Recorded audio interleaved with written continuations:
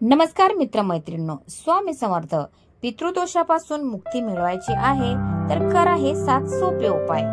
पितृपक्ष हा आपल्या पूर्वजांचे स्मरण करणारा पवित्र पंधरवडा आहे.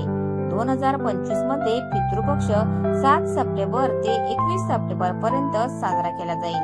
हा काळ मृत आत्म्यांना अन्न, पाणी आणि प्रार्थना अर्पण करण्यासाठी सर्वात शक्तिशाली काळ मानला जातो.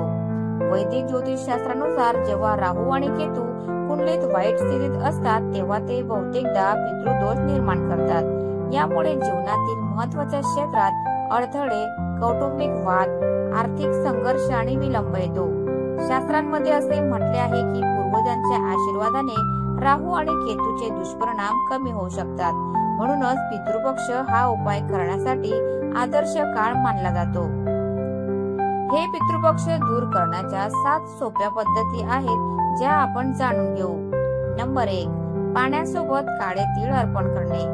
पितृपक्षाच्या प्रत्येक दिवशी सकाळी एका भांड्यात स्वच्छ पाणी घ्यावे आणि त्यात थोडे काळे तीळ टाकावे. दक्षिणेकडे तोंड करून ओम पितृभ्यो स्वधा हा मंत्र म्हणत हे पाणी हळुवारपणे जमिनीवर सोडावे. हा विधी तर्पण म्हणून ओळखला जातो, जो पितरांना जल अर्पण करण्याचा सर्वात महत्वाचा विधी आहे. तीळ हे राहू आणि केतूच्या नकारात्मक प्रभावाला शांत करतात असे मानले जाते. नंबर 2. भात आणि तुपापासून पिंडदान. आंघोळ करून स्वच्छ झाल्यानंतर शिजवलेला भात, काळे तीळ आणि तूप मिसळून 3 लहान गोळे म्हणजे पिंड तयार करावेत. हे गोळे केळीच्या पानावर किंवा स्वच्छ ताटात ठेवून आपल्या पूर्वजांचे स्मरण करावे. शक्य असल्यास त्यांची नावे घ्यावीत. नंतर हे पिंड बाहेर ठेवावे जेणेकरून पक्षी किंवा मुंग्या ते खातील. यामुळे थेट पूर्वजांच्या आत्म्याशी संबंध प्रस्थापित होतो आणि राहू केतूचा नकारात्मक प्रभाव कमी होतो. नंबर 3. गाय, कुत्रे आणि पक्ष्यांना भोजन. राहू केतू यांना शांत करण्यासाठी पशु पक्ष्यांना भोजन देण्याचे मोठे महत्व आहे. पितृपक्षात दररोज गाय, कुत्रे, कावळे किंवा इतर कोणत्याही प्राण्याला खायला द्यावे. कावळ्यांना दिलेले भोजन थेट पूर्वजांपर्यंत पोहोचते अशी धार्मिक धारणा आहे. नंबर 4. गरजू लोकांना दान. पितृपक्षाच्या काळात दान धर्माला विशेष महत्व आहे. या काळात केलेले दान थेट पूर्वजांना पोहोचते. आपल्या क्षमतेनुसार गरजू लोकांना अन्न, धान्य, कपडे किंवा पैसे दान करावे. राहू आणि केतू हे असंतुलन आणि कमतरता दर्शवतात. दान केल्याने जीवनात संतुलन येते. नंबर 5. पूर्वजांसाठी तुपाचा दिवा लावणे.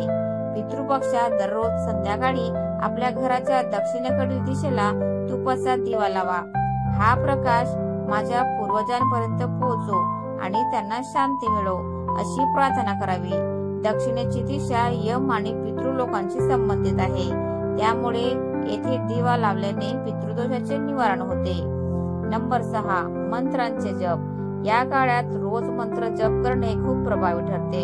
ओम पितृभ्यो नमः या मंत्राचा जप केल्याने पूर्वजांना शांती मिळते.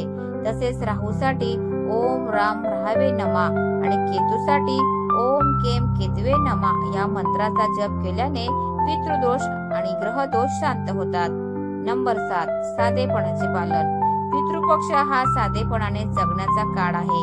या काळात मांसाहार, मद्यपान आणि मोठ्या उत्साहाचे आयोजन टाळावे. शक्यतो सात्विक आहार घ्यावा. साधे जेवण घेतल्याने मन शांत राहते आणि केलेल्या विधींना अधिक बळ मिळते. हे सर्व उपाय भारतात तसे परदेशात राहणारे लोकही सहज करू शकतात. तर मित्रांनो, तुम्हाला आजचा व्हिडिओ कसा वाटला प्लीज कॉमेंट मध्ये नक्की सांगा. आणि व्हिडिओ जर आवडला असेल तर व्हिडिओला लाईक, शेअर आणि सबस्क्राईब करायला विसरू नका. धन्यवाद.